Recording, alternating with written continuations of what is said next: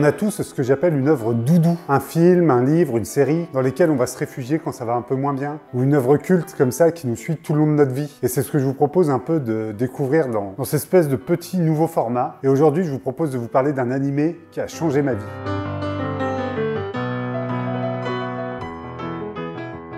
Alors on est à peu près en 1996, j'ai 11-12 ans et je me souviens encore courir à la sortie du collège pour rentrer rapidement chez moi pour ne pas louper le fameux Club Dorothée.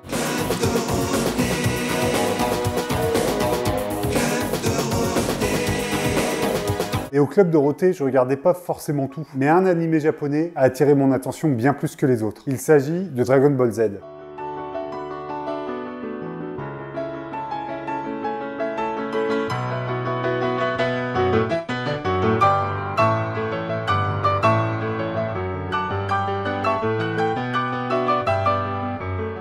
Dragon Ball est un manga qui a été créé par Akira Toriyama, qui est sans doute un des mangaka les plus célèbres au monde. Publié au Japon dans le Shonen Jump, Dragon Ball chez nous ça a été principalement popularisé par le Club Dorothée et par sa version animée Dragon Ball Z. Alors avant Dragon Ball Z, il y avait justement Dragon Ball qui racontait un peu la jeunesse du héros de cet animé qui est Sangoku. Mais moi à 12 ans, ce que je voyais à la télé et ce que j'ai principalement connu, c'était Dragon Ball Z.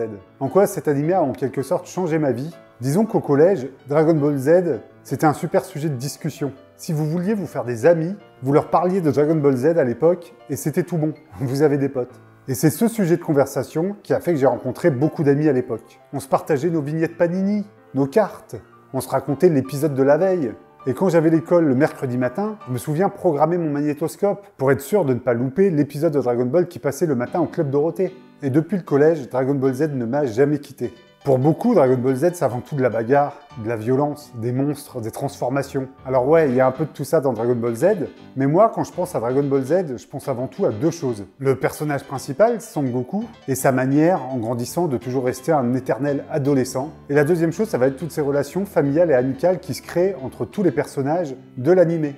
Déjà à l'époque, quand j'étais adolescent, tout ce qui était un peu baston, transformation, l'histoire de sauver le monde, c'était pas vraiment ce qui m'intéressait. Moi, ce que je préférais dans Dragon Ball, et dans Dragon Ball Z, et encore dans Dragon Ball Super, à l'heure où on parle, c'était la relation qu'entretenait Son Goku avec sa famille, avec ses enfants, ou encore avec ses amis, ou comment certains personnages comme Vegeta pouvaient faire preuve de rédemption.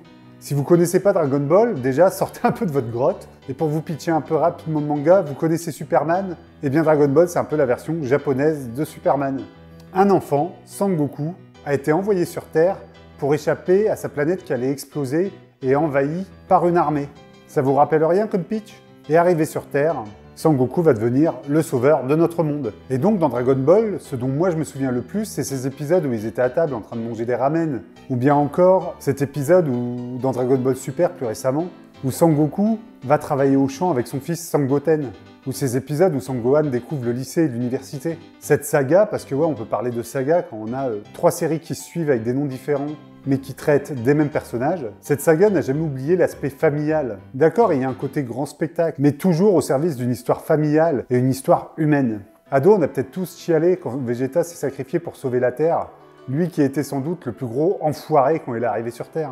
À l'époque, je comprenais pas comment ça marchait les mangas papier. Je savais pas qu'il y avait un rythme de publication et que ça se divisait en chapitres. Moi, je croyais que c'était un peu comme Astérix et Tintin, que toutes les histoires étaient un peu indépendantes et qu'on pouvait acheter un bouquin comme on voulait. Donc j'allais au marchand de journaux pour acheter des petits tomes de Dragon Ball, mais j'en achetais un de temps en temps, en fonction de mes moyens. Et faut être honnête, quand je lisais, je comprenais rien, parce qu'il y avait rien qui suivait, rien qui avait de sens. Et bien, même sans rien comprendre, j'adorais ça. Et c'est bien plus tard, il y a seulement 1 an ou 2, que j'ai enfin eu la collection complète des bouquins. Comme un petit accomplissement dans ma vie. Déjà à l'époque, certains étaient fans de Star Wars ou du Seigneur des Anneaux. Mais moi, je sais pas, c'est toujours Dragon Ball qui m'a attiré. Et c'est sans doute de là que vient sans doute l'étincelle qui m'a fait autant aimer le Japon. Je suis déjà allé 3 fois au Japon, et à chaque fois c'est comme un peu un pèlerinage vers Dragon Ball. Et pourquoi ça me touche? Je sais pas. Le premier jour où j'ai vu mon premier épisode de Dragon Ball, qui a été le déclencheur avant de m'intéresser aux bouquins, aux artbooks, aux jeux vidéo, aux OAV, j'ai tout de suite trouvé ça incroyable. Et quelques années plus tard, fin de collège, début lycée, je me souviens avoir connu l'événement. J'ai été voir Dragon Ball le film au cinéma. Et quelle chance incroyable de découvrir les aventures de mes héros favoris sur grand écran. Quand vous êtes un gosse, c'est incroyable de voir ça. Ce genre de film transportait l'adolescent qui était en moi, comme encore peu de films arrivent à le faire. Et après arriva un peu un choc quand j'étais gamin. Ségolène Royal a écrit un bouquin qui s'appelait Les bébés zappeurs, je crois, où elle fustigeait l'animation japonaise. Et donc chez TF1, ils ont décidé tout simplement d'arrêter le Club Dorothée. Et donc de supprimer Dragon Ball par la même occasion. Je me souviens donc qu'à l'époque, j'ai jamais vu la fin de l'animé. Et c'est des années plus tard que j'ai pu la découvrir avec l'arrivée d'Internet. Et bordel, on en avait loupé des trucs bien à l'époque. J'aurais adoré raconter avec mes potes à l'époque l'arrivée de Oob et du dernier tournoi. Et la naissance de Pan. Et il y a 2-3 ans, ils ont ressorti un film Dragon Ball au cinéma. C'était incroyable. À 35 ans, j'ai pu redécouvrir un film Dragon Ball au cinéma. Je peux vous dire que j'étais fou. Et encore dans le nouveau film qui est sorti récemment, Dragon Ball Super Broly, les relations humaines sont au cœur du récit. Les relations entre Broly et son père.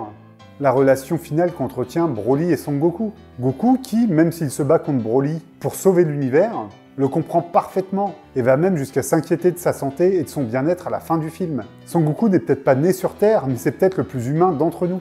Et j'ai toujours aimé ces grands spectacles qui en disent beaucoup sur la nature humaine. Et c'est ça qui est chouette dans des œuvres comme Dragon Ball, dans des œuvres populaires. C'est qu'elles unissent les gens. Son Goku qui prend la vie avec tant de légèreté et qui essaye toujours de se surpasser. Je trouve que c'est un héros comme on n'en voit plus beaucoup. Je me souviens de ces épisodes où malgré le fait que le monde soit en danger, Son Goku et sa femme discutent de leurs difficultés financières et de comment ils allaient payer les études de leur fils. Son Goku a une manière de voir la vie qui ne lui appartient qu'à lui. Pour lui, la vie est un challenge. Chaque épreuve le rend plus fort. Et un échec, pour lui, c'est pas grave. C'est juste un déclencheur qui va faire qu'il sera meilleur par la suite. Alors je ne sais pas si on peut prendre comme exemple un personnage d'animé, mais quoi qu'il en soit, ce sont des valeurs qui, moi, en tant que spectateur, me plaisent bien. Ces valeurs de rédemption pour Vegeta, de sacrifice pour Son Goku, d'amour pour Bulma et pour Chi-Chi. Je me souviens encore de cet épisode où Vegeta découvre qu'il va avoir un fils, Trunk, qui est venu du futur, et les remises en question que lui, grand chef guerrier, se pose en se disant « Bordel, je vais être père !» C'est incroyable de voir comment Akira Toriyama arrive à rendre aussi humains des personnages qui à la base ne le sont pas du tout. C'est tous des guerriers qui ont des puissances incroyables qui pourraient faire exploser la Terre d'un claquement de doigts. Ou on peut aussi parler des relations que Son Goku, enfant, entretient avec son grand-père. Vous voyez, c'est tout ça qui me plaît dans Dragon Ball. Un genre de feu de l'amour bien foutu. Et si vous avez jamais vu Dragon Ball, ni Dragon Ball Z, ni Dragon Ball Super, je pense vraiment que ça vaut le coup d'œil. Et c'est une très bonne porte d'entrée dans le monde de l'animation japonaise.